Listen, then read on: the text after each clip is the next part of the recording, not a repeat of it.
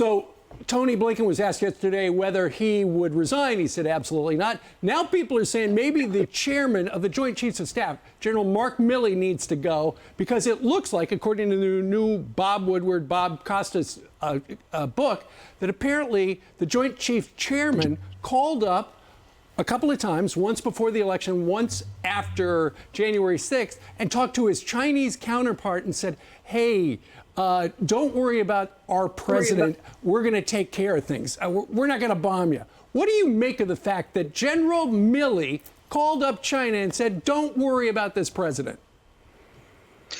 It should be investigated immediately, today. He should be questioned under oath, if not with the polygraph test, whether it happened. If it happened, he should be immediately relieved of his duties and court-martialed.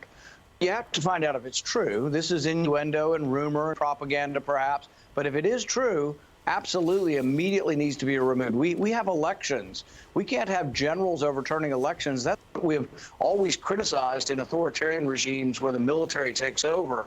This is very, very dangerous. And if this happened, Milley needs to be immediately removed of his command. Well, it alleged that he said, China, if we attack you, I'll give you a warning. I'll give you a heads up so that you can be ready. What a great general. Can we get transcripts of these conversations? Well, and here's the thing is it actually makes war more likely. If you're calling up our adversaries and saying, we think the president is such a loose cannon that he might bomb you, that actually puts them on red alert. And actually, if there happens to be, which there are, instances where there are false warnings of attacks and we have to talk to each other, if we have a general calling China and say, our president is liable to unleash nuclear weapons on you or unleash an attack on you, that makes any kind of accidental war even more likely by him ginning up the game. It's a terrible thing, very dangerous. But just by defying the chain of command, it gets outside of what we have as a constitutional republic. And he said after the last book came out, I don't really comment on anybody's books. That's when he was evidently said this is a Reichstag moment, and that the President Trump at the time has the classic authoritarian leader. He has nothing to lose. This is a Reichstag moment. He said, I'm not going to comment on that. He can't not comment on this. He should be calling a separate press conference today or confirm or deny it. Going along, business as usual, to me, it does not suffice.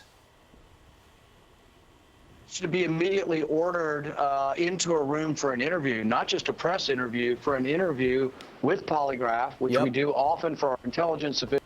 And he needs to be asked, did you call the Chinese government in defiance to your commands? Did you warn them or insinuate to them that the president might attack them?